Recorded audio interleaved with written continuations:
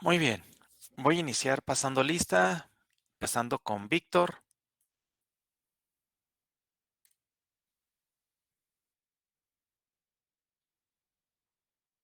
Miriam, Presente. perfecto, Edgar, Presente. Josafat,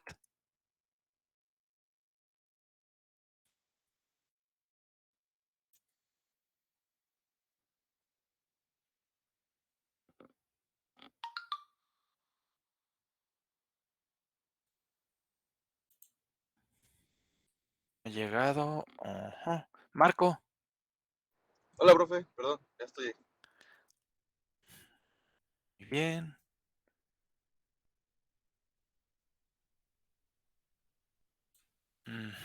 Fer,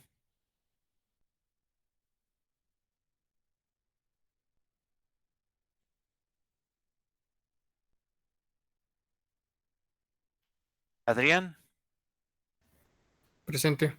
muy bien, Emilio, Presente, profesor. muy bien, Iram, Presente, profe.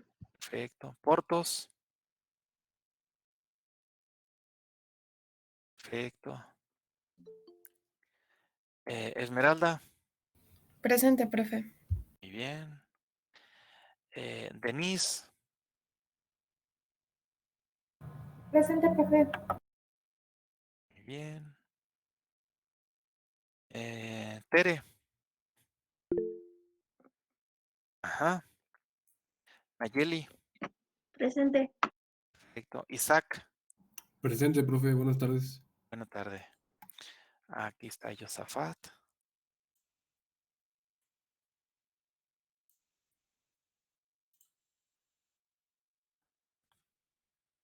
Buen día, Josafat. Buen día, profe, buenos días. ¿Tienes dificultades ahí con tu conexión? Ya la arreglé, profe. Ya Bien, estamos. Sí. bien, bien. No, te pregunto porque tenía la idea de que ya te había dado acceso, entonces dije, entonces, Ah, no, fue a mi hermano, ¿no? Creo. no, no, no. O a lo mejor no. Ah, bueno. Sí, está bien. Está bien. Ya aquí estamos. Perfecto, muy bien. Es que en una clase anterior que tuve en la mañana, a dos, tres chicos, los sacaba cada rato el sistema, entonces dije, pues, ya es generalizado. Pero qué bueno que ya andamos aquí. Víctor no ha llegado, ¿verdad?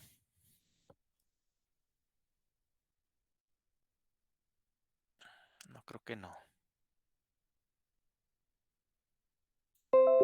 Entonces falta Víctor, Fer,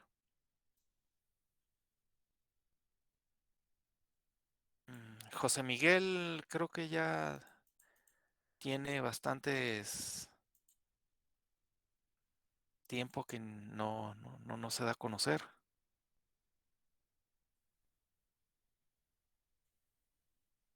Bueno, muy bien. Nos quedamos en que iban a revisar por allí algo de álgebra, ¿verdad?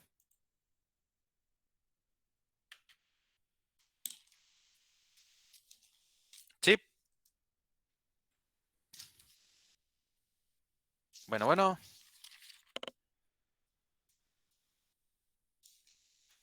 Sí, profe. ¿En qué quedó siempre la función? Bueno, la ecuación. ¿Cuánto les dio?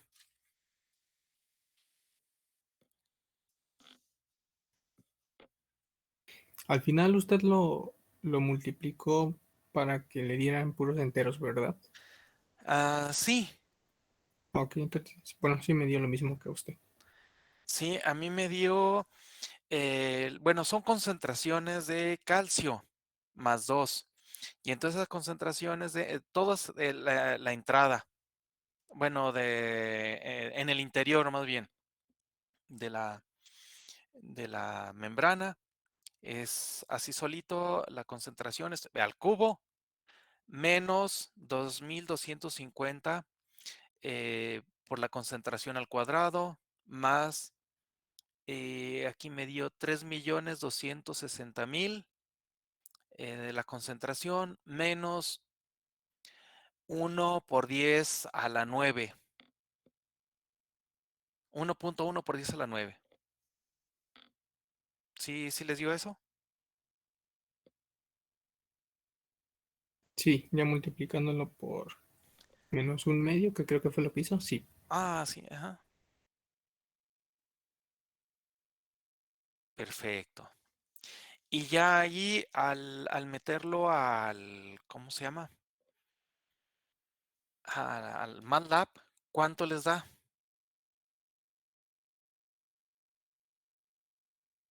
Daba 463.83.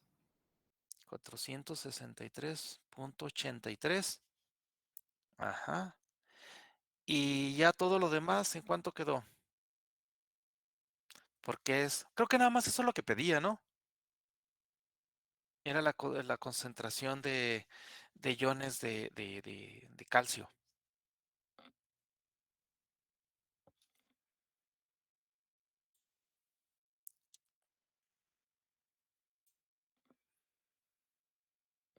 También sacaron fuera de la membrana.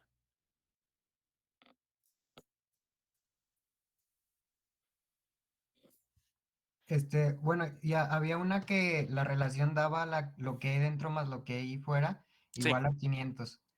Entonces, ajá. ya esa relación, lo que hay fuera daría 36.17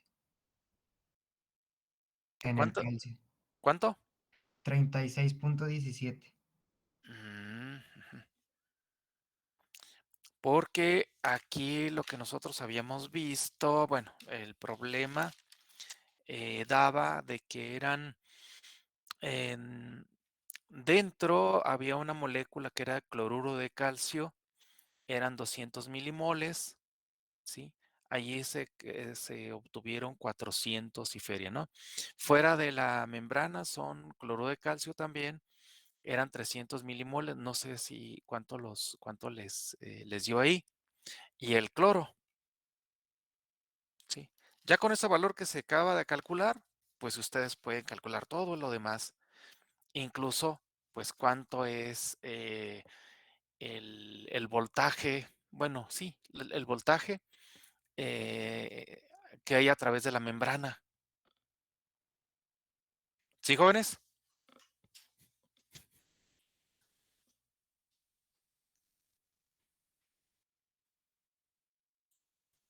Sí. Perfecto. Em, revisaron también el álgebra por ejemplo, del otro problema. Bueno, hay otro problema, no me acuerdo si era bueno, no recuerdo, uno que tiene que ver con boro.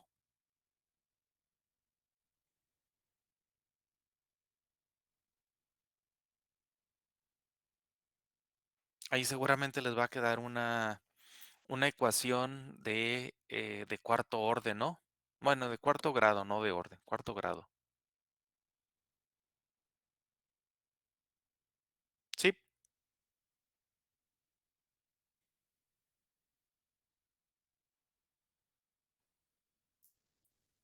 Nayeli, ¿cómo te quedó esa?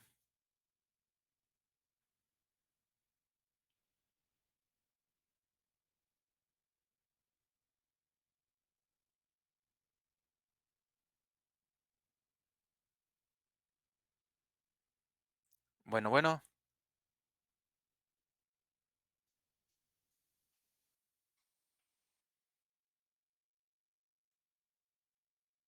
creo que no anda por aquí Nayeli. Ah, bien, bien.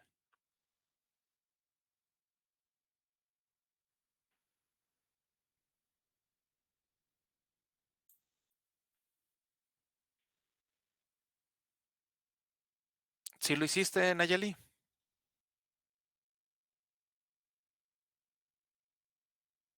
¿El álgebra de ahí?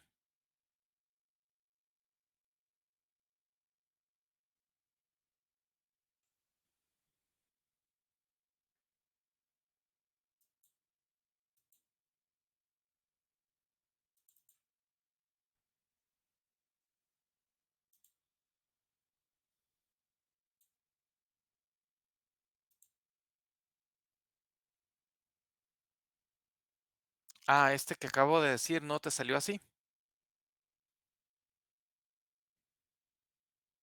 Ah, a los demás, ¿a quién más sí le salió y a quién más no le salió?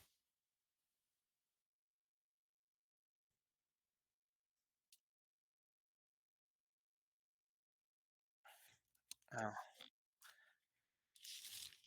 miren, como yo lo planteé, fue de la siguiente forma. Ujú. Dejen ver, dejen ver.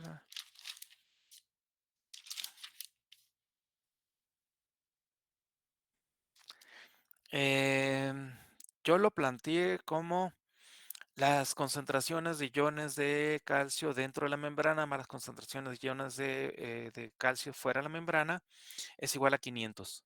Y tomé ahí también lo que tú habías hecho, Portos, de decir, bueno, las concentraciones de iones de cloro dentro de la membrana más las concentraciones de iones de cloro fuera de la membrana fue 1100.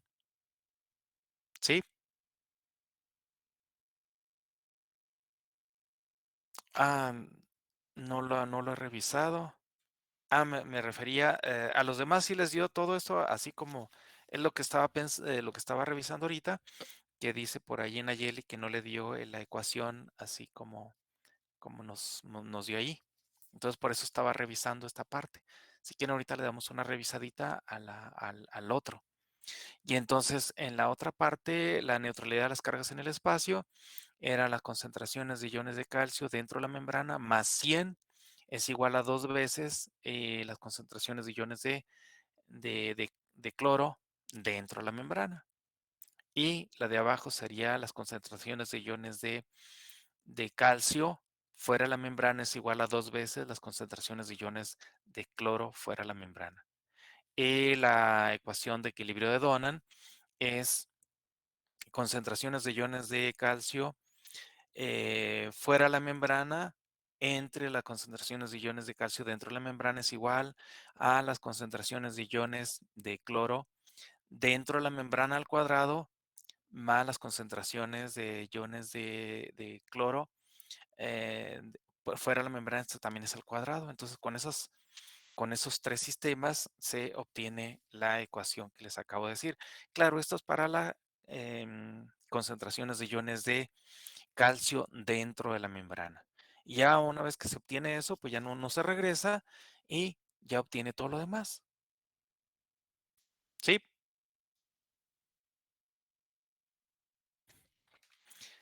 Dejen ver.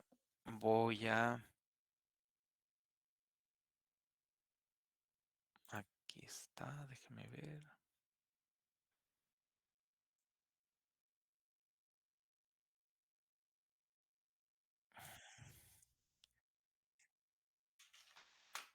Yo no lo calculé, pero me dijeron que era de 463.83. ¿400 qué?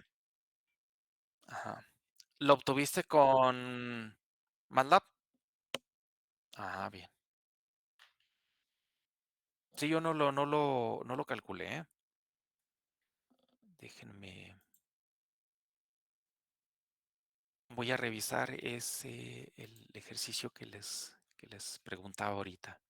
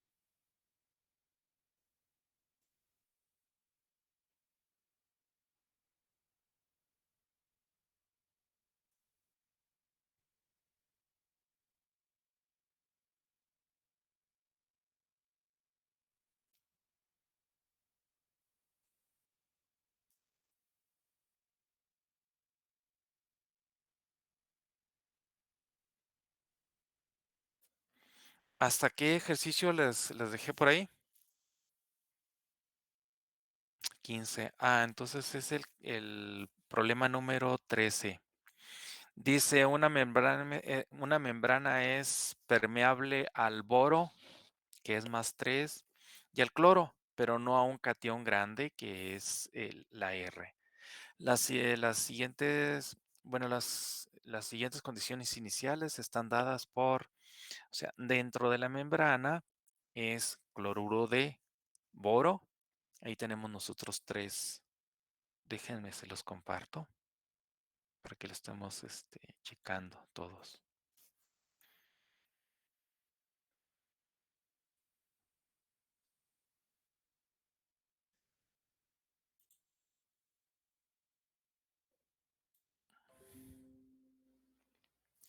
¿Ya lo están viendo? Sí, profe. Aquí está, miren. Cloruro de boro son 300 milimoles. Y fuera, o sea, esta parte sí puede tener transporte, pero este no se mantiene. Este es el que mete ruido. Entonces, ¿qué tenemos nosotros ahí? Que el boro, dentro y fuera de la membrana, ¿cuánto va a ser? Son 500, ¿no? ¿De acuerdo? Sí. Muy bien. ¿Qué más? En la parte del cloro, entonces aquí nosotros tenemos 100, aquí son 900, ¿no? 900 y aquí son 600, ¿no? Son 1500, 1600, ¿sí? Entonces, eso ya tenemos ahí la primera por conservación de masa. La siguiente que es las concentraciones de boro dentro de la membrana. En este caso, ahí vamos a hacer un pequeño cambio. O sea, dentro de la membrana tendríamos nosotros que las concentraciones de boro dentro de la membrana es igual a 3 veces las concentraciones de cloro, ¿sí? Dentro de la membrana. Fuera de la membrana, ¿qué va a ser? Las concentraciones de, de, de iones de boro más, ¿cuánto? Más 100. Esto es igual a 3 veces este. ¿De acuerdo? ¿Sí lo tienen así? O sea, nada más hacemos la relación, ¿verdad? Sí, la relación. Esa por neutralidad de las cargas en el espacio. Ok, profe. Es que todo lo habíamos hecho porque así los problemas venían donde ese famoso catión, o sea, el catión grande estaba dentro de la membrana, ahora está afuera y no puede entrar. Y él cuando estaba aquí adentro no podía salir. Entonces ahora esta parte es de fuera de la membrana, ¿sí?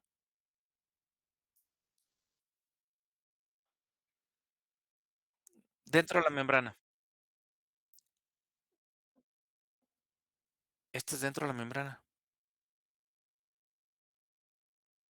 Sí, allí es boro dentro de la membrana es igual a 3 veces el cloro. Y ahora, fuera de la membrana, ¿qué es?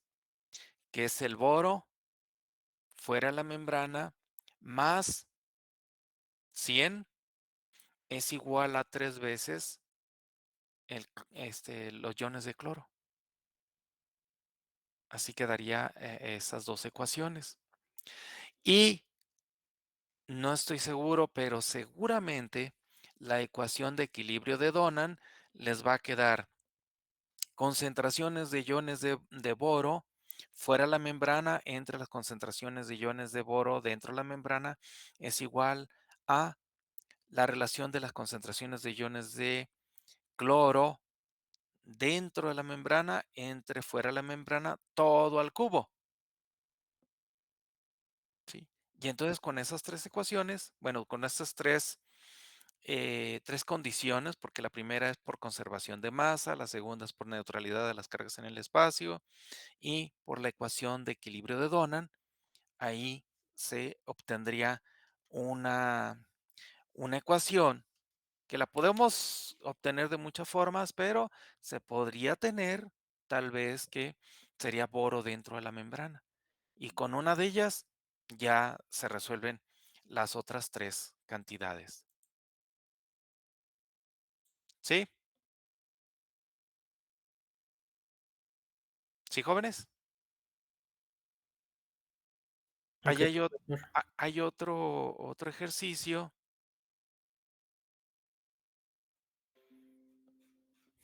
Creo que es el número 4, me parece.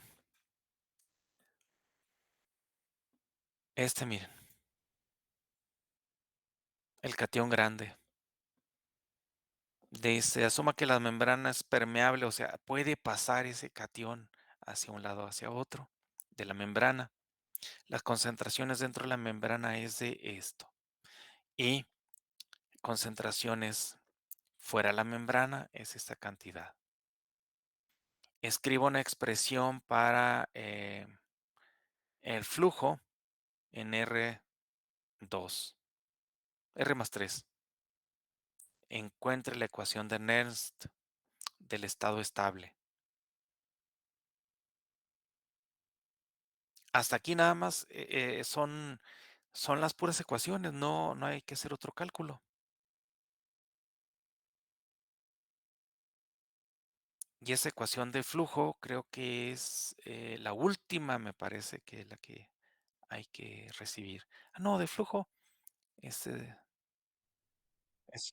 es una de las primeras, el flujo total. Ujú, sí, exacto, así es. Creo que la 2 es 7.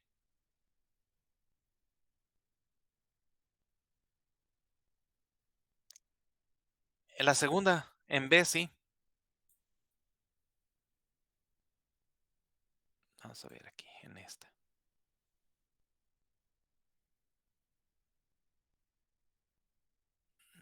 No, porque todo esto se requiere para hacer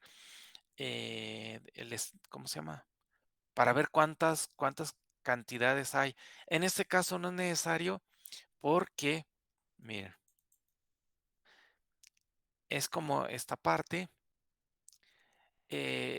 como el catión ese grande puede pasar a través de la membrana, se mantiene en equilibrio.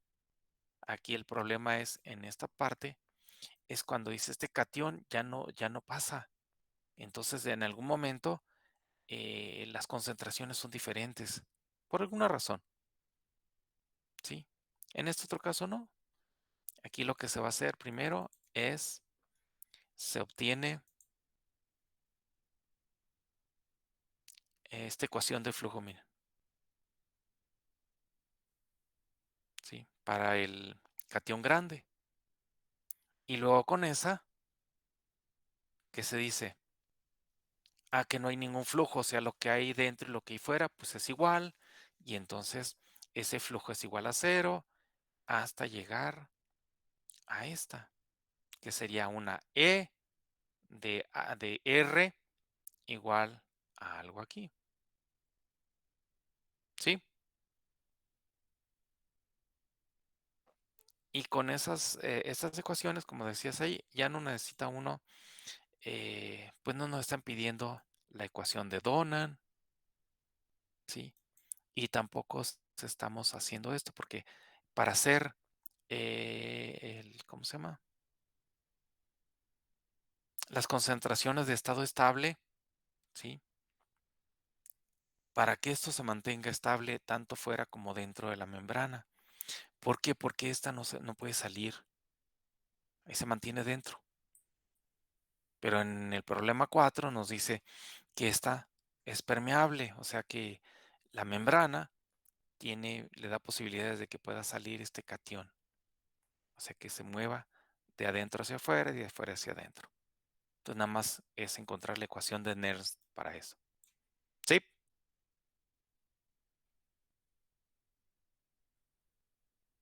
¿Sí, jóvenes? Eh,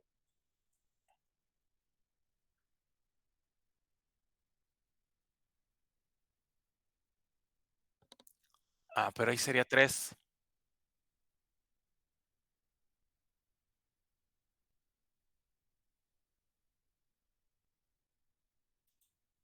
Habría que revisar esa parte porque la 2 es 7, esta, aquí. ¿Aquí cuánto va a ser? Este es 3. Y entonces todo lo demás pues queda igual. Cuando está en equilibrio, dice, bueno, tenemos esta, nada más que aquí esto es R, esto es R, y entonces nos va a quedar algo similar a esto, pero aquí R y R hasta llegar a esta parte. Y entonces esto quedaría entre 3. ¿Sí? Perfecto.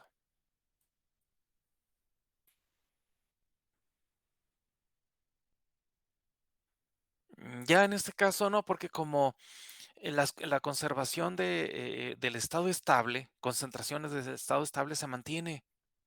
¿Por qué? Porque el catión ese grande, o sea, la membrana es permeable.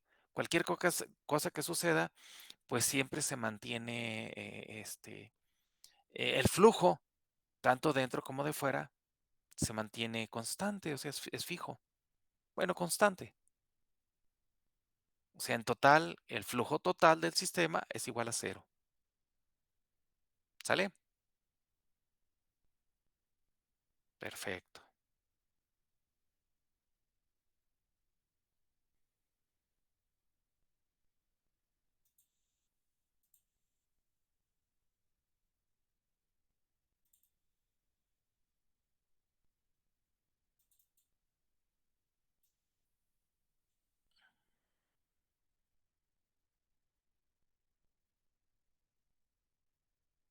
A ver, vamos a ver.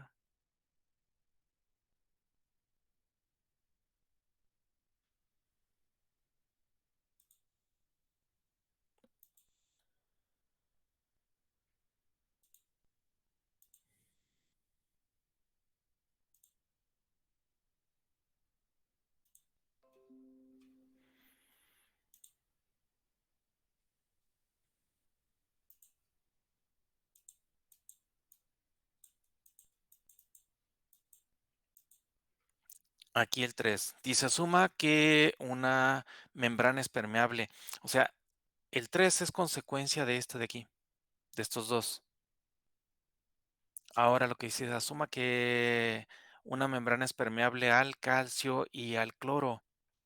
Las concentraciones iniciales o sea, dentro, son diferentes de las de fuera. Y así, y hay solo iones en la solución. Entonces aquí, escriba la ecuación de flujo de este tipo, JCA y JCl. Estas más adelantito de lo que se calculó ahí. Primero hay que calcular estas ecuaciones. Bueno, ahorita no me regreso. B, escriba una expresión para la relación entre estas dos.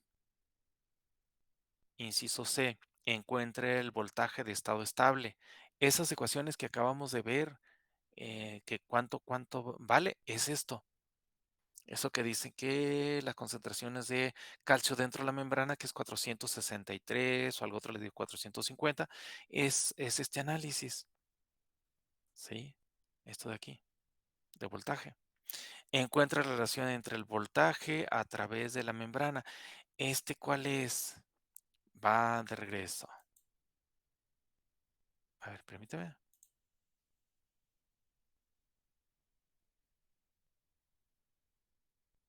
Todo esto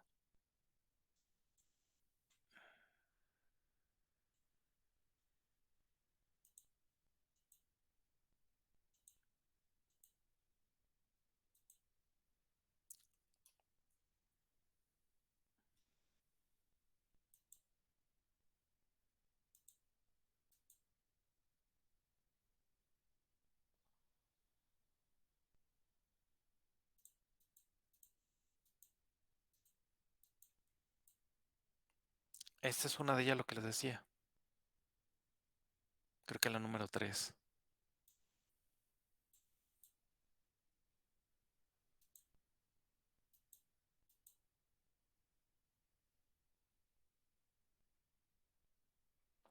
Creo que allí la JCA y JCL serían estas.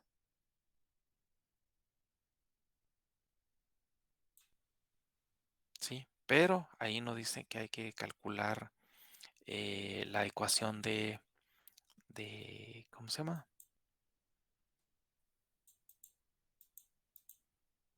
De Goldman, ¿sí? Y la ecuación de Goldman, pues en realidad es el voltaje, los voltajes máximos, que es esta ecuación de aquí, miren. Pues esa en realidad no la están pidiendo, ¿sí? E incluso esa JCA y JCL posiblemente, déjeme ver, porque como es la primera parte del problema, yo pensaría que incluso es esta, miren. Nada más la pura representación sería esta, miren. ¿Sí? Ah, pero es la pura representación, así como está. JCA y JCL. Antes de decir que el flujo total y que no, así solito. JCA es esto que tienen aquí, aquí Ca, calcio, aquí es 2 y, ajá, Cl, es igual Cl, Cl, aquí es más 1 y Cl. ¿Sale? Y al final, déjenme regreso hasta donde estábamos.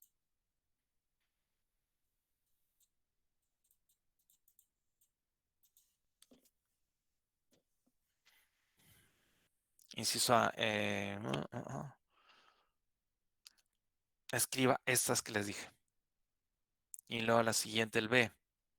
Escriba una expresión para relación entre estas dos.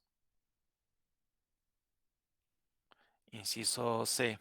Encuentre el voltaje de estado estable. Este voltaje, ya cuando nosotros tenemos una E de CA o E de CL, es igual a lo que les dio acá en el problema que era de 18, así se utiliza. Esta se obtiene de la ecuación de Nernst. La D, encuentra relación entre los voltajes a través de la membrana. Ah, pues son estos del estado estable. ¿Sí?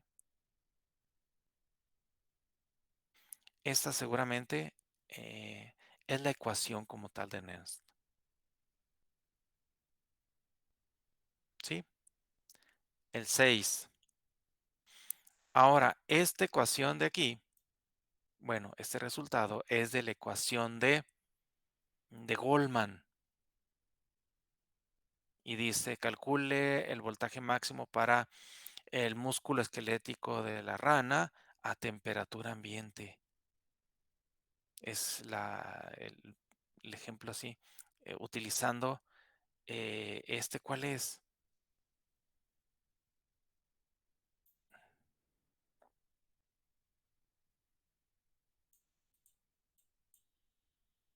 Aquí se obtiene la ecuación de Goldman. Es esta, mira. ¿Y qué más?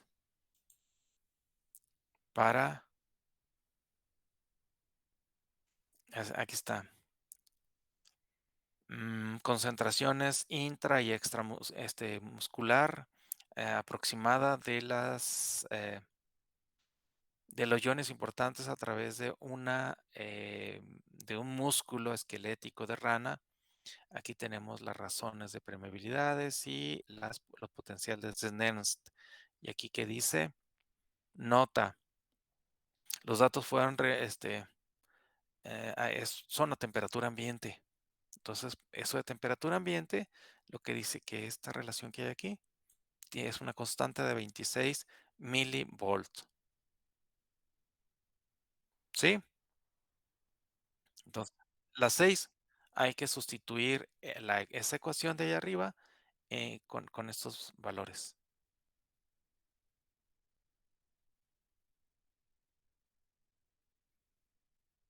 Esa es la tabla. Ujú. Muy bien. ¿Cuál otra dijiste? ¿Era la 3, la 6?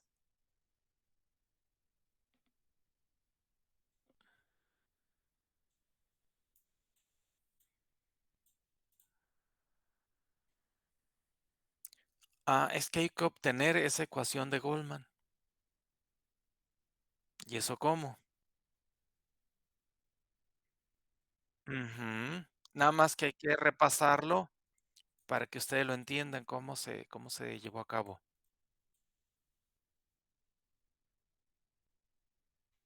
Algo similar, pero algunas cosas aquí las obvian, ¿sí?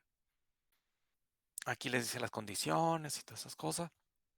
Y aquí les dice, aquí empezamos con la que era la 12.7, me parece. Y aquí se sustituye el valor de qué. Bueno, en ese caso, aquí puede ser de potasio, bueno, del que sea ahí, ¿sí? Y entonces si es de potasio, simplemente, o del cloro, entonces aquí se sustituye ese valor ¿cómo se llama? De la valencia. Si es del cloro, es -1 por -1 ya es más y ya queda ahí. Y luego de ahí se empieza a utilizar toda esta parte aquí, porque anteriormente no se había pedido este análisis, cómo lo van sustituyendo, cómo se llega aquí, porque este es un diferencial del espesor de la membrana y se tiene que poner de esta manera para que se pueda luego integrar, porque en realidad no queda así exactamente, queda un poquito diferente y hay que ajustarlo a esto, porque aquí se tiene un diferencial de las concentraciones de iones de potasio entre algo, no recuerdo ahí. Entonces se, se reestructura hasta que quede de esta forma. ¿Y esto con qué fin? Pues que se pueda integrar con tranquilidad. Aquí no les dicen que de aquí para acá, bueno, aquí dice, se va a integrar, pero de aquí a aquí no se habla de cómo se integró, es lo que a ustedes les corresponde. De aquí, y esto es de 0 a delta, pues es el espesor así como tal, y las concentraciones dentro y fuera de la membrana. Y entonces con esto ya se llega aquí, ¿sí? Y el momento de que está aquí hay que evaluarse porque es una integral definida, ¿sí? Las dos. Y se llega a esta forma. Pero aquí tienes delta y tienes delta, pues se van, ¿sí? Y entonces todo este de aquí, todo esto la pasas para acá, tiene que ser aquí +1. Entonces lo multiplicas por la exponencial y es como queda aquí, miren.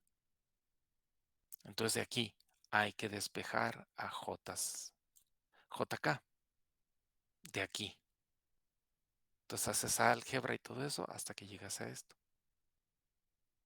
Y luego lo mismo que se hizo, pero ahora para el cloro. ¿De acuerdo? Ya cuando se tiene, entonces empiezas a sustituir hasta que llegas a esto. Y aquí, como tienes para el potasio y el cloro, y el sodio es +1 también, entonces ya hace lo mismo y ya queda aquí esta ecuación. ¿Sale? Pero esto pues lleva tiempecito estar ahí desarrollando la parte del álgebra hasta llegar aquí. ¿Sí? Perfecto. Perfecto, perfecto.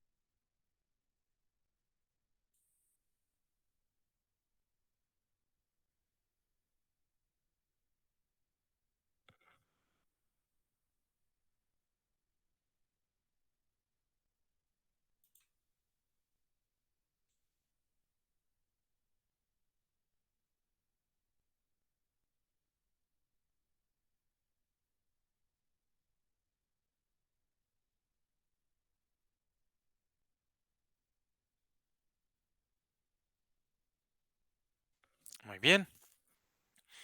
Aquí les mencionaba sobre, bueno, la clase pasada sobre el capítulo 17, que vemos unas partecitas allí, no vemos mucho. Déjenme, se los...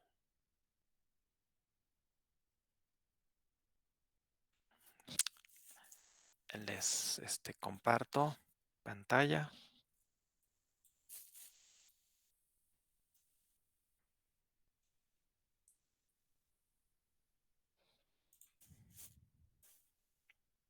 Unas cosas de anteriores ya se los he mostrado, entonces por eso vamos sobre esto.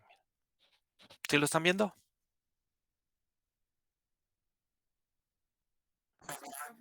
Entonces es la interacción física de la luz en el cuerpo humano. O sea, puede ser luz o puede ser radiación electromagnética. Les mencionaba o les he mencionado por ahí, y si es más, les insisto, luego por allí yo he escuchado varias veces que dicen luz infrarroja y luz ultravioleta. Eso está mal dicho. ¿Por qué? Porque luz es todo lo que podemos percibir a simple vista. ¿Cómo percibimos el infrarrojo? Bueno, tenemos un sensor y todas esas cosas, pero necesitamos un sensor, una parte electrónica y demás para poder visualizarla de alguna manera, percibirla, no con los ojos, y ya cuando nosotros percibimos así con el puro ojo, el infrarrojo es porque ya tenemos muchas dificultades, ¿sí? El infrarrojo pues es calor, ¿de acuerdo?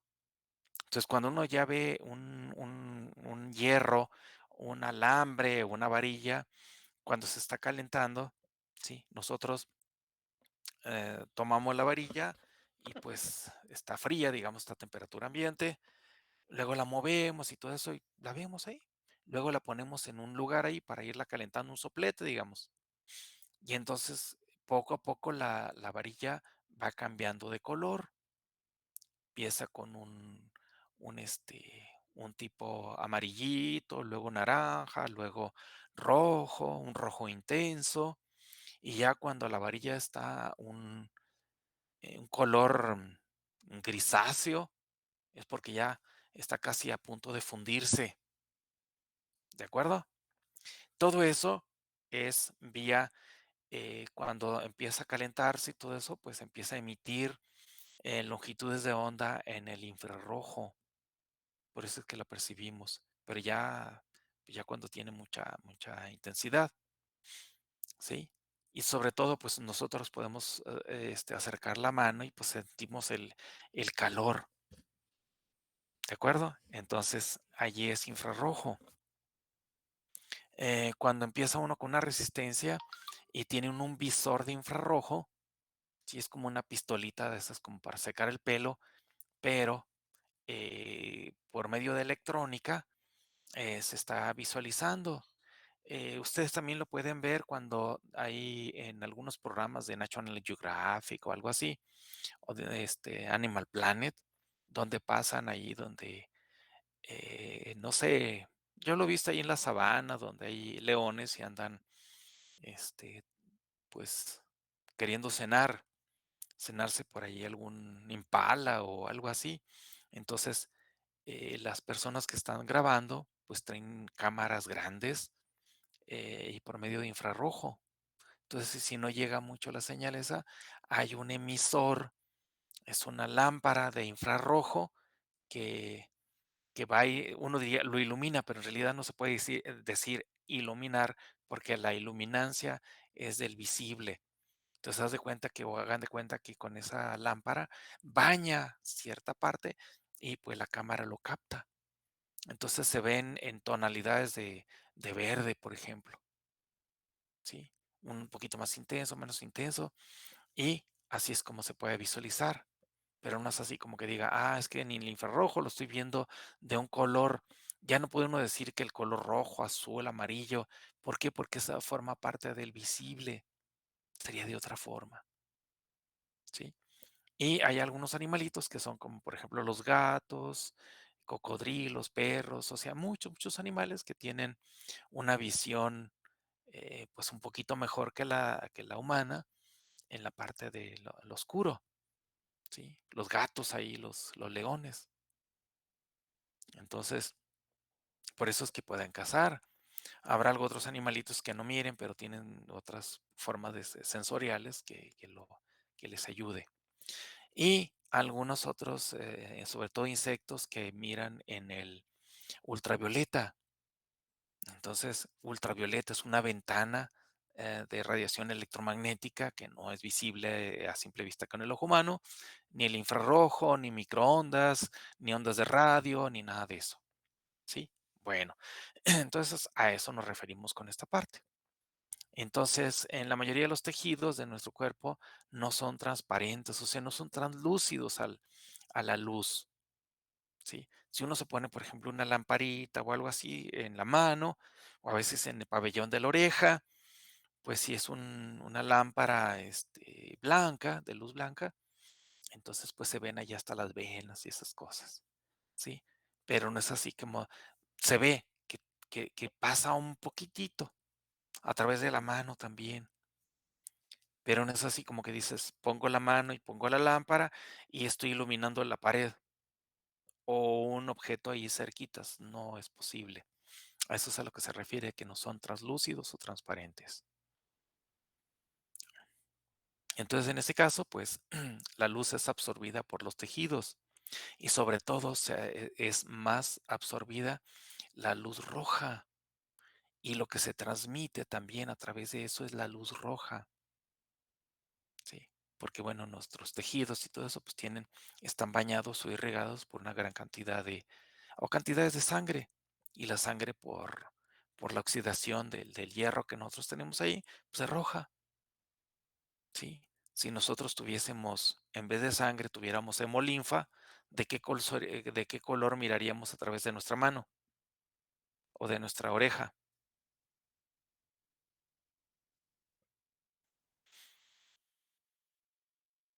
Portos,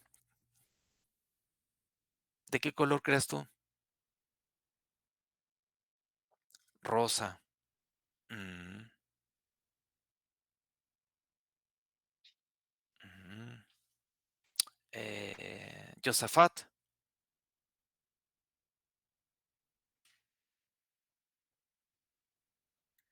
Mm, la verdad no sé, profe. ¿Sí saben qué es la hemolinfa? Creo que no. No recuerdo. Es una palabra que me inventé hace rato. Nada, no se crean.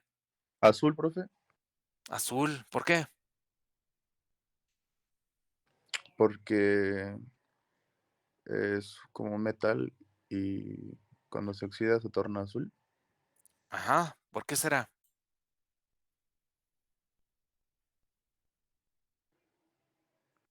¿Ese metal qué será? Hierro, bueno, no estoy seguro. No, el hierro sería sangre. Es cobre. Entonces, cuando uno dice, es que las langostas tienen sangre. No, no es cierto, no tienen sangre. Es el equivalente a la sangre. A eso se le llama hemolinfa. Y es por eso el equivalente a la sangre, bueno, de muchos animalitos, incluyéndonos, o seres vivos como nosotros, ellos tienen un color, azulito. Entonces dejaría pasar la parte azul de la ventana del visible. Muy bien. Dice que en esta sección se describe la interacción física de la luz con el tejido o los tejidos, ¿sí? Los que sí son transparentes, los tejidos en el ser humano, pues son los del ojo, ¿sí? Lo que es la córnea, lo que es el cristalino, lo que es el líquido que tienen nuestros ojos, ¿sí? Eso sí es transparente, pero todo lo demás no. ¿De acuerdo? Bueno. Entonces, y su uso tanto en la detección como en la detección de enfermedades y en la parte terapéutica, que eso es la parte, bueno, es una de las cosas que son importantes en la biomédica y en la medicina, ¿sí? Cuando uno va y se toma alguna muestra de sangre y de algunas cosas de orina y de,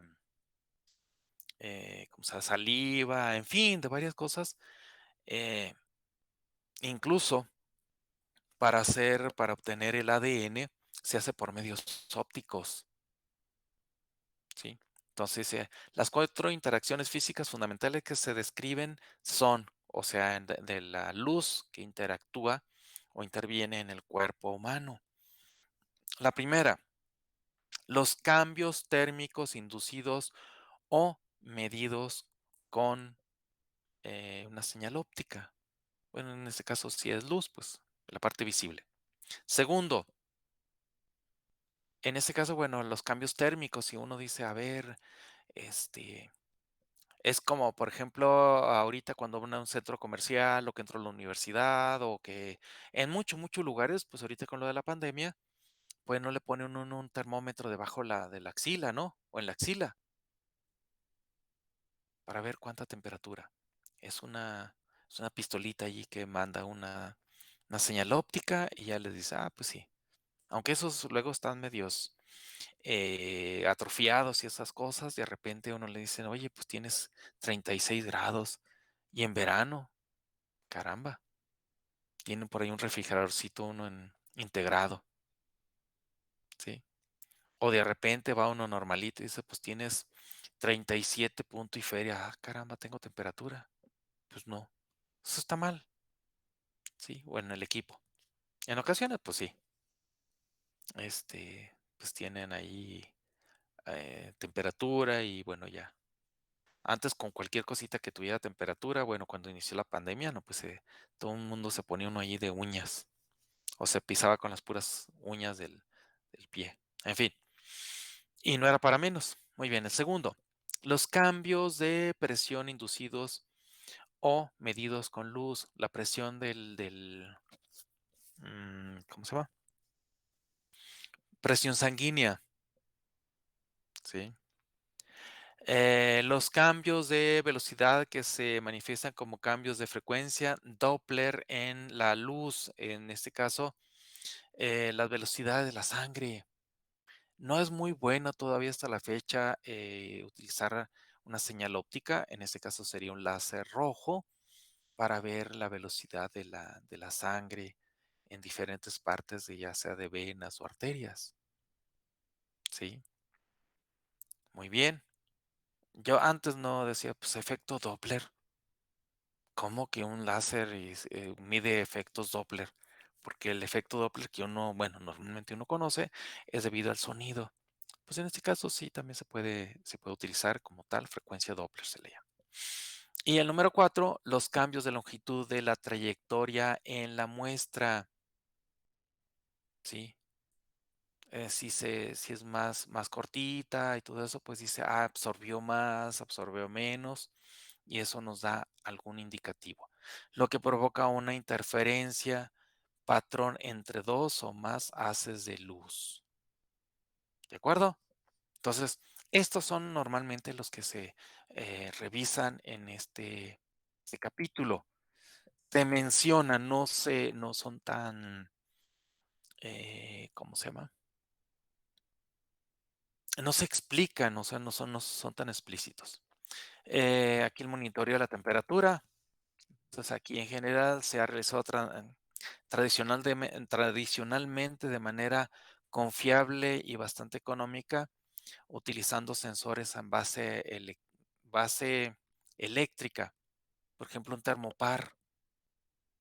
Hay otros que seguramente el siguiente semestre o algunos ahí lo van a revisar, que es el LM35. Es como un cilindrito a la mitad, sí, pero a lo largo. Es negrito y ese es un sensorcito que se utilizan para medir temperatura. Y uno de ellos, por ejemplo, son los termopares. ¿De acuerdo? Bueno. En la parte eléctrica, como termistores o termopares. Sin embargo, estos sensores no son tan útiles cuando existen alguna fuente de interferencia electromagnética. Sí, también tenemos, no sé, otra fuente ahí de que está generando mucha radiación electromagnética, pues ese interfiere y nos puede dar lecturas diferentes de mayor o menor temperatura. Que dice, pues no, hagan de cuenta que si de repente una persona que se está midiendo con un sensor como tal, un termopar, y está y tiene una temperatura, bueno, se detecta una temperatura de 40 grados Celsius. Y uno lo ve, para que alguien tenga ya 40 grados, ahí está, si está un poquito, si es un poquito güerito, pues está rojo, o si es un poquito más trigueñito, lo que sea, pues, o sea, está sudando, tiembla, ¿sí? Entonces, y lo ves así como si nada, dice, caramba, es un humano muy diferente, ¿no? Con un grado que uno tenga de diferente la temperatura, es muchísimo. Incluso una línea, 2 líneas, o una décima, o 2 décimas de grado, ya nuestro cuerpo lo resiente. Ahora imagínense de 37 a 40 son 3 grados, es una cantidad monstruosa, claro, en nuestro cuerpo. Dentro de nuestro cuerpo, afuera, pues no sé, en un dedo, de repente uno agarra ahí un comal por error y pues le levanta la piel, entonces ahí pues hubo temperaturas de 100 grados o poquito más, sí, pero es al contacto, fue muy rápido, pero dentro no, sí, ya cuando está en 40, 41, 42, ya prácticamente está convulsionando, y entonces si alguien, si el equipo está midiendo 40 grados y lo ve uno bien tranquilo, dices algo no está bien, definitivamente, sí. O igual a esa misma persona ahora está midiendo 35 grados, pues ya está cerca de la hipotermia. Y estamos hablando de poquito más de 1 grado más abajo de la normal, pues ya tenemos dificultades. Entonces, si la interacción, o sea, la interferencia electromagnética le pega muchísimo. Y la parte óptica no tiene dificultades. Me refiero a esta parte. Hay otros que son los optrodos de cristal líquido. Muestran un cambio dramático con el color debido a la diferencia de temperatura. ¿Sí? Los sensores interferométricos también. Por ejemplo, cuando alguien se mide, bueno, no la temperatura, se mide otra cosa. Por ejemplo, la glucosa. Las tiritas esas que se usan los glucómetros, en presencia de sangre cambian un poquito el color y eso lo que hace es una transducción y dice, pues tienes tanta cantidad de azúcar en la sangre. ¿Sí? Entonces, ahí ya cambió también la coloración, pero estamos hablando aquí de temperatura. Entonces, aquí dice los sensores interferométricos cambian de fase o las franjas con un cambio en la longitud de recorrido debido a las variaciones de la temperatura. Hay elementos muy sensibles a la temperatura que dice, pues cambia de color, pues dependiendo y son muy estables, ¿sí? Si se le aumenta un poquito más la temperatura, esto va cambiando de esto, así se va. Por lo tanto, se puede caracterizar. Igual, y la luminiscencia de muchos materiales depende en gran medida de la temperatura. ¿Sí? Muy bien. Aquí hay una clasificación grande de lo que son los sensores. Sensores ópticos, en términos generales, hay unos que son de espectroscopía directa, de espectroscopía indirecta y fibra, fibra soportada. Y aquí vienen pues algunas de ellas basados en fluorescencia, por ejemplo en espectroscopía directa, basados en absorción, también en el efecto Raman y basados en absorción de infrarrojo y UV. ¿Sí? En la parte de espectroscopía indirecta también son basados en absorción y basados en fluorescencia. Y ahí en lo de la fluorescencia también en la parte indirecta se puede medir intensidad y la otra tiempo y fase. ¿De acuerdo? En la parte de fibra soportada se tienen por ahí que son pasivos, son activos, también son basados en fluorescencia, basados en absorción, refractometría, interferometría. Y entonces aquí refractometría pues es para medir los índices de refracción y mucho de ello pues se mide el índice de refracción de nuestros ojos, pero no para medir temperatura, una cosa de esas, sino otras cosas. ¿Sí? La interferometría son interferogramas. ¿No? Fibras ópticas. En este caso, las fibras ópticas, pues hay una gama grande de estas posibilidades, como cuáles. En gran medida, pues las fibras en realidad se pueden llamar, o su nombre correcto es guías de onda.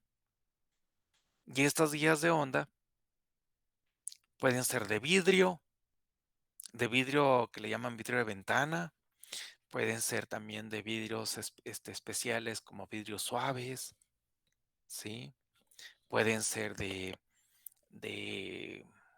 plástico, tipo acrílico, o que estas están hechas por un compuesto que es, bueno, un polímero que es polimetil metacrilato, ¿sí? En fin, pueden ser así de vidrio o plásticas. Y estas deben ser capaces de transmitir radiación. Bueno, radiación electromagnética puede ser desde el ultravioleta, visible, infrarrojo. El vidrio de ventana tiene la propiedad de ser transmisor o ser transparente a longitudes de onda que van desde los 200 hasta los 2000 nanómetros. Poquito menos de 2000 y poquito más arriba de los 200. Entonces, si uno quiere transmitir a través de un vidrio por debajo de los 200 o por arriba de los 2000, hay que utilizar no un vidrio de ventana, es otro tipo de vidrio. ahorita no recuerdo cómo se llaman. Esos vidrios, por ejemplo, para medir a 3000, 4000 nanómetros, es un vidrio cafezoso y es muy denso. Si uno, si uno tiene un pedazo de vidrio de ese y otro vidrio de ventana, ve uno la diferencia grande de las mismas características, el mismo volumen, pero este otro vidrio que es transparente al infrarrojo medio es más denso, ¿sí? Entonces, por ejemplo, no, las fibras de vidrio que ya son bastante, esos vidrios son muy, muy puros, pueden transmitirse en centenares de metros, o sea, tienen kilómetros, ¿sí? Nosotros tenemos una fibra óptica. ¿Esto qué es?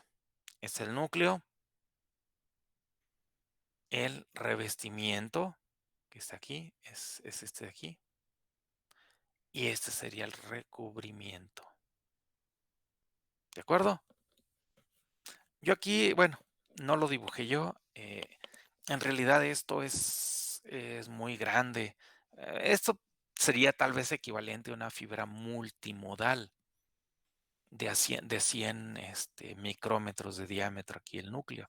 Para telecomunicaciones, este núcleo es de entre 6 a 9 micrómetros de diámetro. Para que tengan una idea, un cabello humano anda entre los 60 y los 90 micrómetros. ¿De acuerdo? Pues si tomamos ahí tal vez un promedio que sean de 70 micrómetros, la fibra óptica tiene un diámetro de núcleo de 7, es una décima parte, o es un orden de magnitud más pequeño. Entonces, en principio uno no lo podría ver a simple vista, pero cuando va señal a través del, del núcleo, por supuesto de que se ve. Ya cuando sale, pues se ilumina. Es una cosita tan pequeñita que cuando sale ahí, pues claro, tiene un ángulo aquí grande, así como hagan de cuenta que si aquí entró una señal con ese ángulo, pues con ese mismo sale. ¿Sí? Muy bien. Entonces, estos son los componentes de la fibra. Bueno, los índices de refracción entre el núcleo y el revestimiento, la diferencia para telecomunicaciones, para que se lleve a cabo un efecto muy interesante que se llama reflexión total interna, tiene que tener un cambio de índices de refracción porque el núcleo tiene mayor índice de refracción que el revestimiento. Sí, pero le voy a decir más o menos el porcentaje, bueno, la cantidad, y uno dice, esta cosa prácticamente es nada. Sí, es lo que se requiere para que se tenga eso. Entonces, el cambio de índice de refracción del núcleo respecto al revestimiento es de 1 por 10 a la menos 4. ¿Sí? Para alguna fibra que sea nueva, una cosa de esa, pues hay que medirla y luego hacer los cálculos necesarios para ver cuánto es eso. ¿Sí? Incluso para ver la abertura numérica, la longitud de onda de corte, ¿cómo se llama? Y muchas otras. Pueden ser características ópticas o características físicas. Tiene que ser concéntrica, bueno, tiene que ser circular y luego concéntrica al revestimiento. Hay muchas, muchas cosas que hay que hacerle. ¿Sí? Y bueno, esto lo que hace es que le da resistencia a esto, porque esto si es de vidrio, pues es por vidrio. Uno sé si lo dobla, sí lo dobla uno, pero pues es frágil, es un vidrio. Y si ya tiene aquí lo que es el recubrimiento, pues eso es como entablillar a alguien o tener pues un soporte que, no sé, que sea flexible y no se rompa. Aquí cómo se transmite la señal óptica en una fibra óptica de vidrio, es lo que significa esto de FOV, por reflexión total interna. ¿Y aquí qué se tiene? Bueno, aquí se tiene una lente positiva, aquí se tiene una fibra. Aquí yo le estoy poniendo un diámetro grandísimo. Esto más bien sería como una fibra o una guía de onda, pero de plástico o de PMMA, que es polimetilmetacrilato. Que esto normalmente si es una fibra de 1 milímetro, tiene 960 a 980 micrómetros de núcleo y alrededor de cerca de 10 micrómetros de lo que es el cladding o revestimiento. Y entonces aquí, ¿por qué usamos nosotros esto? Porque el diámetro del núcleo es muy pequeñito comparado con el diámetro del haz que se le está inyectando a la fibra. Si hubiera diodos láser con, una, con la emisión que fuera en el orden ¿cómo se llama? Del núcleo, pues casi fuera directo, pero aquí hay que ponerle una lente positiva para que aquí cuando viene la señal que es colimada, que tiene el mismo diámetro aquí, aquí, aquí, aquí, todo esto, ¿sí? Y entonces aquí cuando llega la lente positiva, se enfoca, entonces llega al centro. Entonces aquí, por ejemplo, ese es el eje de la fibra, rayos propagándose. Entonces aquí se ve uno como un solo rayo, pero como si fuera un fotón ahí que va. Y pues aquí tenemos una sección transversal pues grande. Y entonces aquí ya con eso se empieza a acoplar. Aquí la primera parte dice está alineado. Sí, estoy de acuerdo, se alinea. Luego pega en la cara del núcleo de la fibra y si esto llega y empieza a hacer esto, se empieza a transmitir a través de la fibra, eso se dice que está acoplada. Esta sí estaba alineada, pero no está acoplado porque tiene un ángulo mayor, que ese ángulo también se le llama ángulo crítico, ¿sí?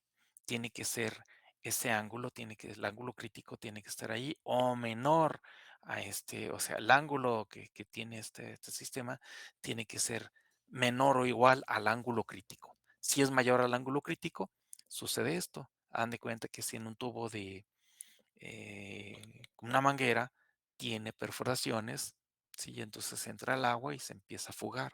Hagan de cuenta eso. Y entonces aquí, claro, aquí no tienen perforaciones. Llega que tiene un ángulo mayor que el crítico y entonces si entra aquí, claro, aquí tendría que tener una pequeña reflexión, sí, cambio de ángulo por la ley de Snell y entonces esto, pues sí hay una parte que de aquí rebota y todo eso, pero la mayoría sale.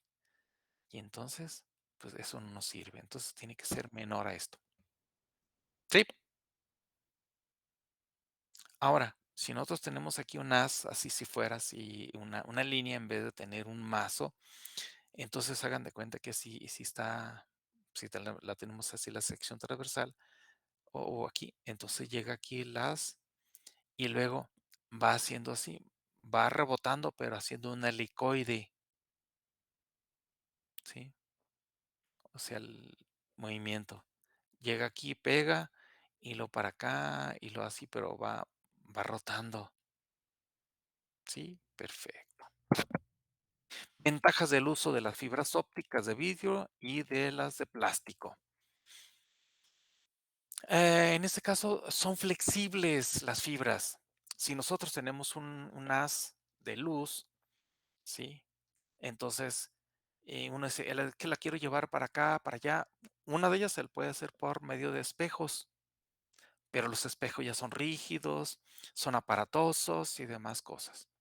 En una fibra, pues una vez que se acopla la señal, pues uno se la puede enredar en el dedo, decía un compañero hace tiempo. Por ahí creo que les puse si me habían pedido, creo que, no estoy seguro si ustedes, una presentación de sensores sensores de fibra óptica.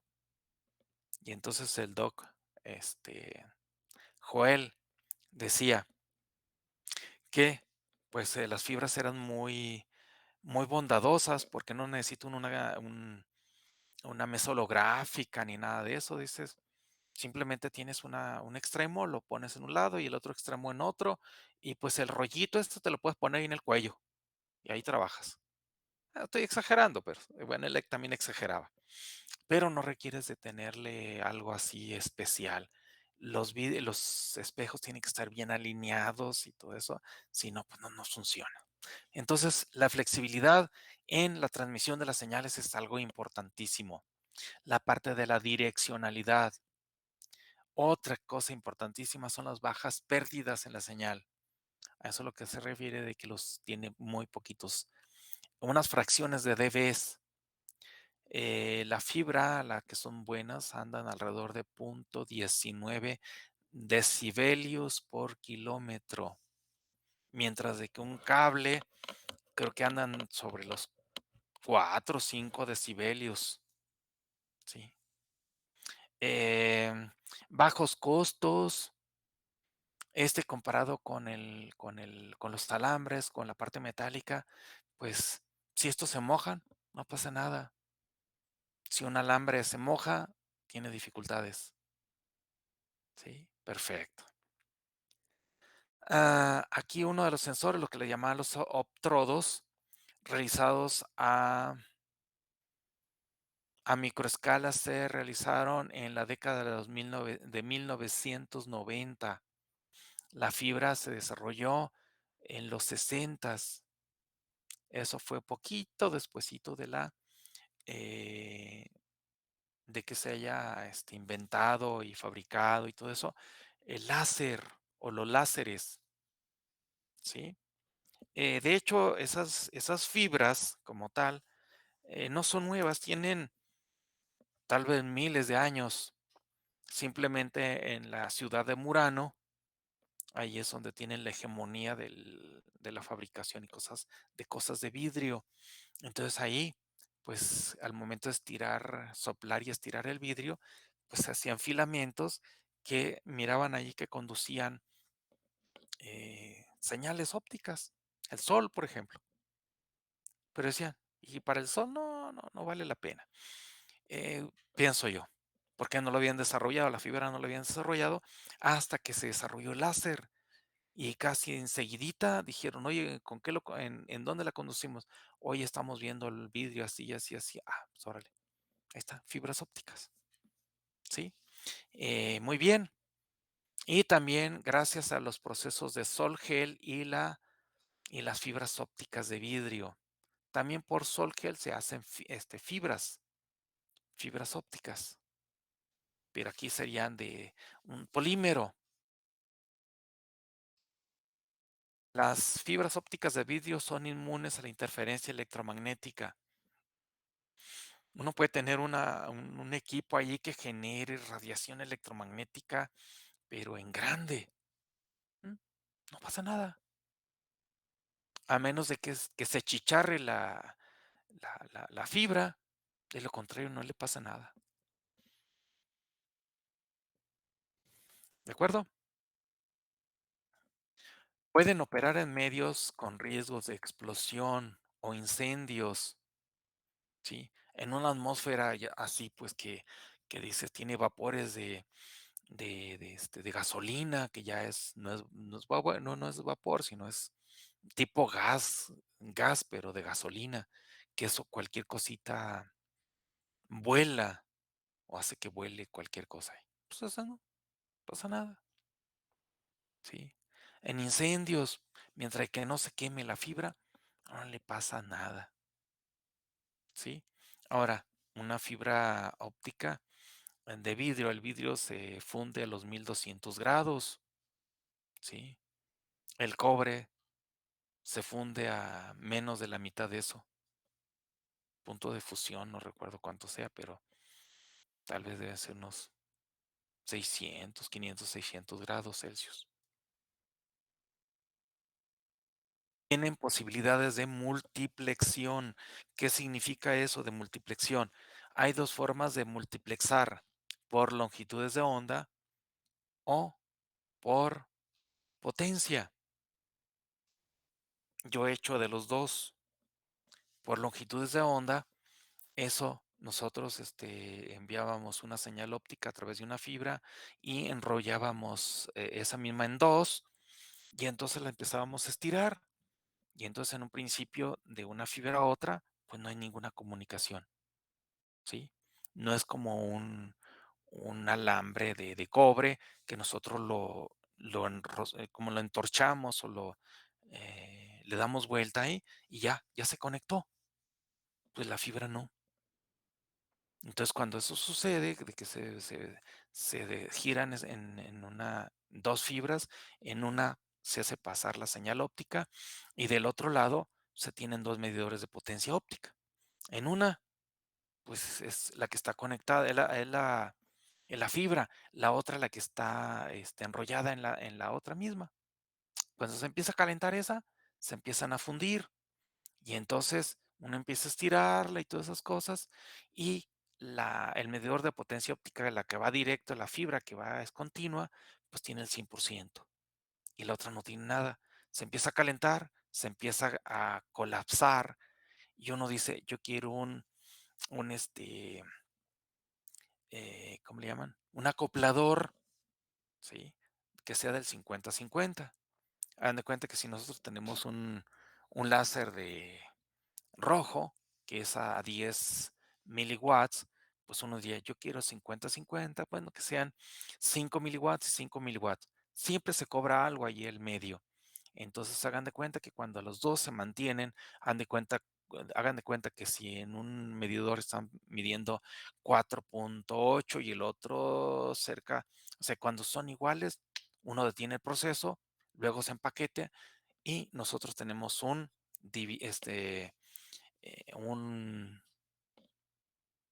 acoplador, ¿sí? En potencia, sí, pues 50% y 50% de la potencia. Hay otros que uno dice, bueno, aquí tengo un láser que está compuesto de dos. Si tengo en la misma línea, en la misma señal, tengo dos líneas láser. Y entonces lo meto a través de un acoplador y a la salida tiene dos bracitos. En uno sale una longitud de onda y en el otro otra, ¿sí? Entonces sirve de esas dos formas. Son sistemas de detección económicos. Las fibras ya ahorita son bastante económicas, pero todavía los equipos los emisores, bueno, sobre todo los medidores de potencia son un poquito todavía caros. Los emisores, pues pueden hacer un simple apuntador, pues con ese uno puede hacer muchas cosas. Lo haces pasar a través de una fibra óptica y ahí está. Más bien allá donde llega ese sensor o donde está el sensor, eso ya son un poquito más caros.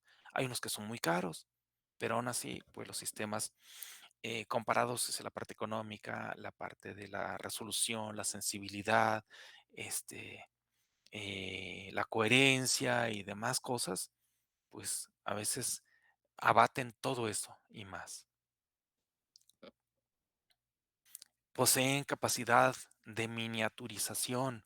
Si estamos hablando que el diámetro bueno, no les había dicho cuánto era, un diámetro de una fibra sin el revestimiento, ¿sí? No, recubrimiento. Ese recubrimiento tienen un diámetro de 125 micrómetros, ¿sí? Pueden ser menos 0.001 micrómetro, una cosa de esas, pero no más de de 125 micrómetros, ¿sí? Y entonces, pues eso, eh, pues es como un octavo, del diámetro no, un octavo de milímetro, ¿sí? Muy bien. Características ideales de un sensor. Aquí son muy, muy importantes. Una elevada sensibilidad. ¿Qué necesitamos que sense? Temperatura. pues esto tiene una elevada sensibilidad. Selectividad. Nosotros queremos que mida de 36 a 40 grados. Que está midiendo la parte de abajo, que la parte de arriba. Esa es la de arriba, más abajo y más arriba no nos interesa. Nada más necesitamos esa ventana de temperatura. Que sea estable. ¿A qué me refiero? Que todo lo demás está muy bien, pero que de repente mida y diga, es que tiene 37 grados. No, esto tiene 40, no, tiene 35. Y dice, no, esto no está bien. Eso es que es inestable. Tenemos o queremos que sean estables. La otra, que sea reversibilidad. Les decía que con el ángulo que entra una señal a una fibra es el mismo ángulo con la que sale. ¿Sí? A eso se refiere. Nosotros tenemos una señal, la metemos una fibra y la podemos sacar y se reproduce, se regeneró ya, es reversible. Características de una señal óptica. Lo del anterior era sensores. Características de una señal óptica es polarización, atenuación, birrefringencia, dispersión o esparcimiento. Aquí hay 3 tipos. Hay Raman, Briló y Mie. El más usado ahí es Raman. Difracción, refracción. También hay otro que es reflexión. ¿Sí? Tipos de sensores. Para realizar el control no invasivo de la glucosa para detectar la diabetes mellitus, ¿sí? La medición de birrefringencia en tejidos mediante microscopía de luz polarizada y la caracterización de tejidos, en particular para ayudar en la identificación del cáncer. Bueno, de los cáncer, porque hay una variedad grande de cáncer. Siguiente, para detectar el glaucoma y las aberraciones por refracción en ojos, usándose mucho la rotación del eje de luz polarizada y evaluando la birrefringencia. ¿Sí? ¿Qué es la birrefringencia? Es la posibilidad o es la propiedad que tienen los vidrios, por ejemplo, de que tenga más de un eje de, de transmisión. Si se tiene, pasa un eje y hay algunos ejemplos de ellos. Uno de ellos es la calcita. Si nosotros tenemos una rajuelita de calcita, la ponemos sobre un periódico, por ejemplo, un libro, para ver las letras, ve uno directamente de arriba, ves unas letras así, las letras oscuras, y enseguida, como si fuera un halo o una sombra, ve las mismas letras, pero bien difuminadas. Es que tienes un eje principal y un eje secundario. Entonces, en un plano se tiene que hay 2 ejes. En un eje es más rápido que en el otro y por eso se ve de esa forma. Y eso se debe a la birrefringencia, ¿sí? También pues se puede ver la trirrefringencia, que en un vidrio cada uno de los ejes tienen diferentes velocidades para la misma longitud de onda. Muy bien, detectores de temperatura, de pH de la sangre, concentraciones de materiales a evaluar en la sangre, ¿sí? Algunos pues que son tóxicos y cosas de esas. Por ejemplo, el plomo, que es muy tóxico. Fabricación de un refractómetro tanto para líquidos como para sólidos, que detecta pues los índices de refracción, ¿sí? Otra, la rotación es directamente proporcional a la longitud de la trayectoria.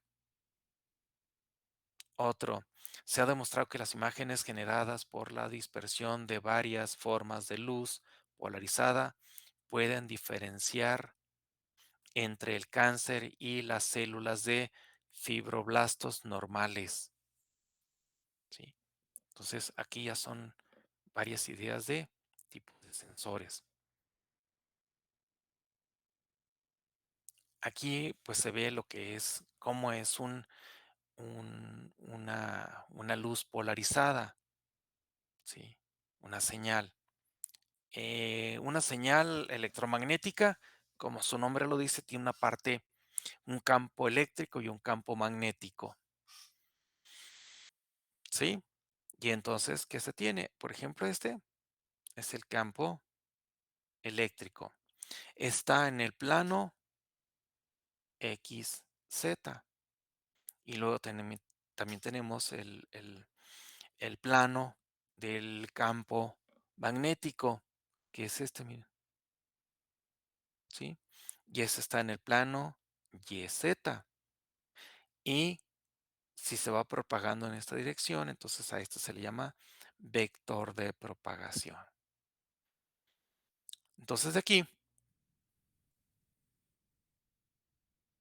mm, ¿qué se tiene?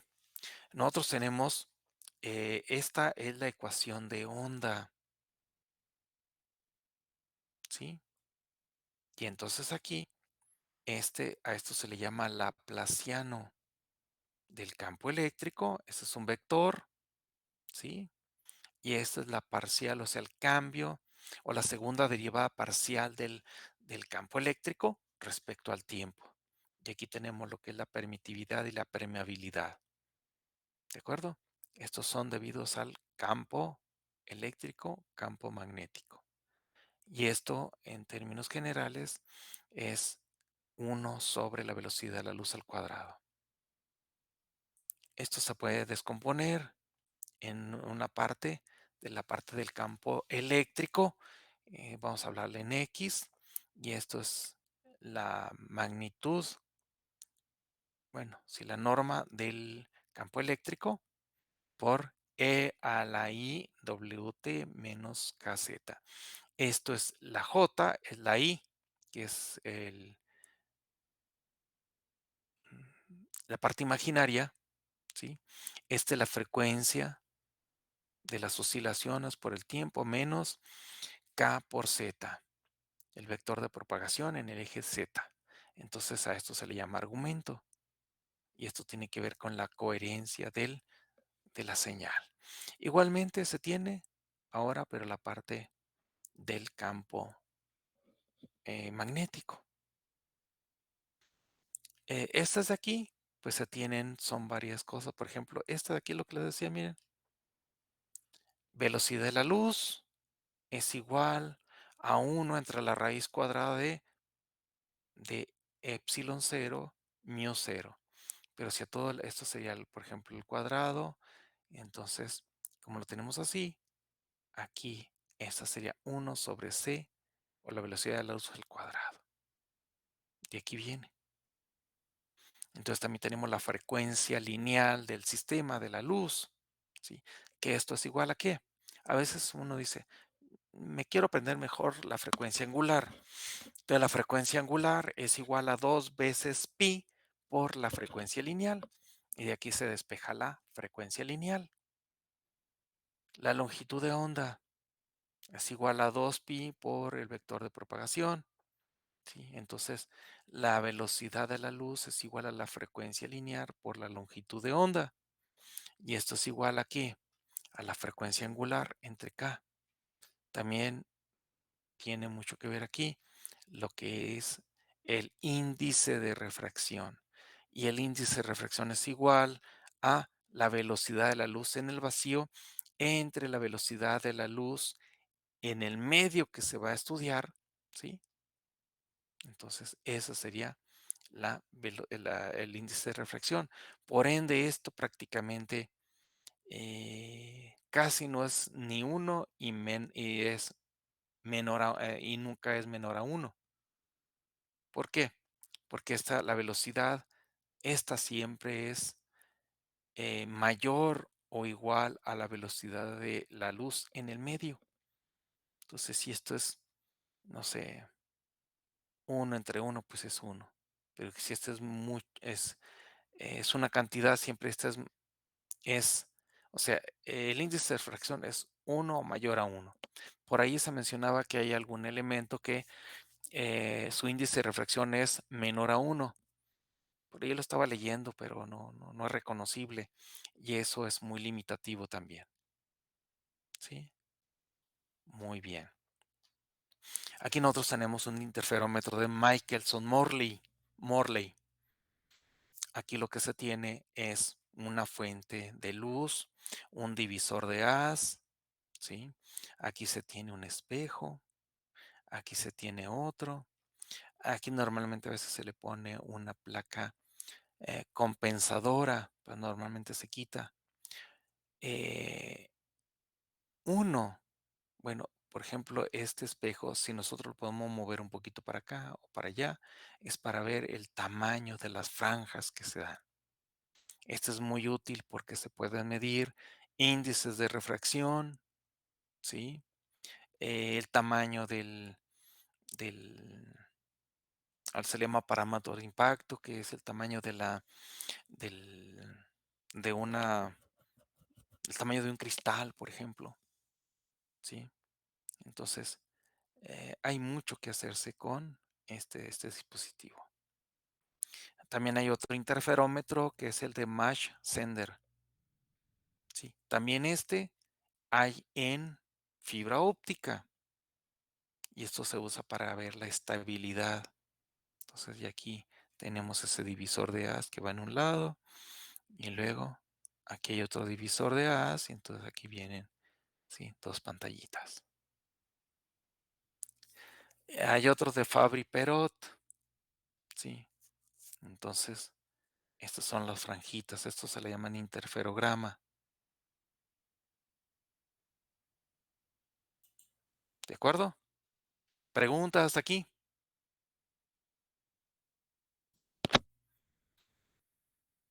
Profe, ¿en qué libros podríamos encontrar más acerca de la fibra óptica? O sea, si luego, no sé, en algún futuro tuviéramos algún proyecto así, como ¿dónde sería buen lugar para documentarlo? Mm, ujú.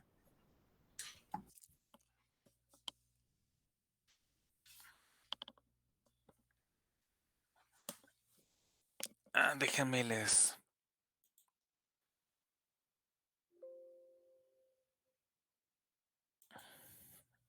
Miren.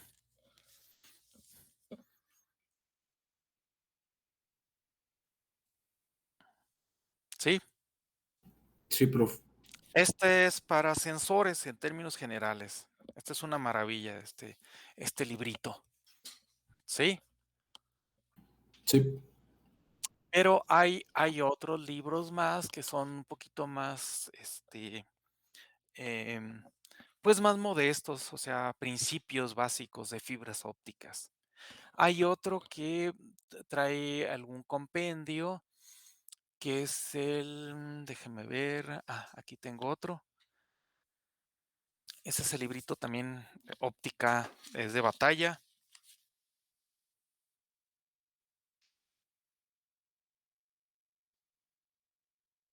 ¿sí?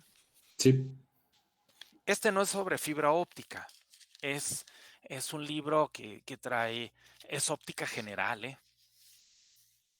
Entonces, por ahí hay otros libros que son así ya, pues ese que les digo es sobre sensores de fibra óptica, en términos muy generales.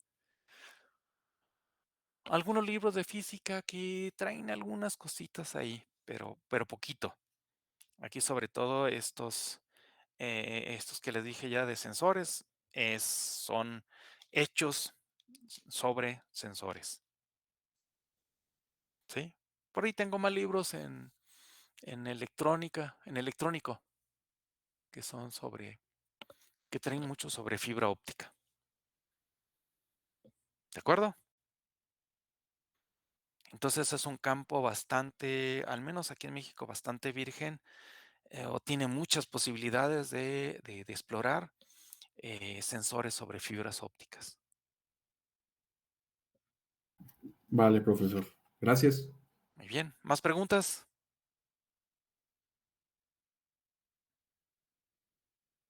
De momento no, profe. ¿Dudas? Sí. ¿Ya los tienen? ¿Ya me los pueden entregar? Sí. Ahí creo que no me acuerdo si ya les puse un espacio para que lo pudieran subir, si no, déjenme ver rápidamente aquí.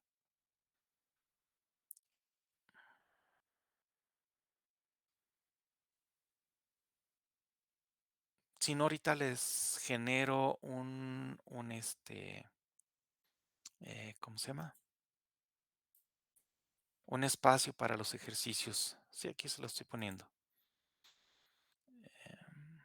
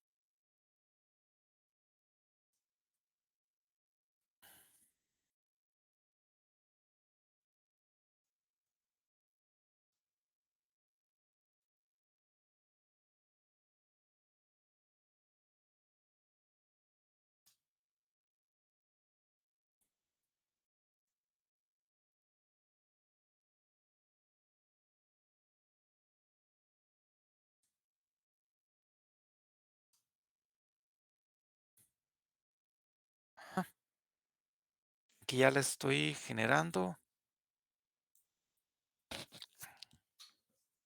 Aquí está. Muy bien.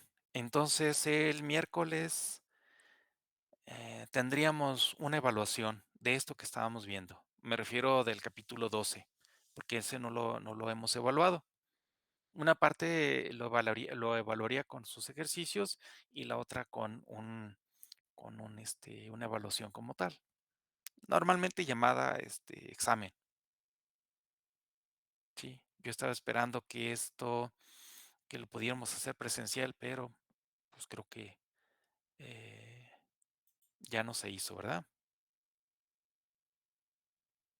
¿De acuerdo? Sí, profe, está bien. Perfecto, perfecto. Muy bien. Entonces, lo dejamos aquí. ¿Tienen dudas, preguntas, comentarios, quejas? Entonces, el miércoles El miércoles. eh, sería todo lo que es capítulo 12. 1, 2, 3, 2 y 3, ¿verdad? 2, 1, 2, 3, 4. Ok, Porque ya en el cuarto es los problemas y del 1 al 3 me parece que son en la parte de la historia, ¿sí? va que va. La parte teórica, pues. Sí, profe, Sale. va Ándale, que va. pues. Ok, muchas gracias. No, hombre, que estén muy bien y excelente inicio de semana. Gracias igualmente. Igualmente, profe, gracias. No, hombre, de nada. Hasta luego, que estén bien.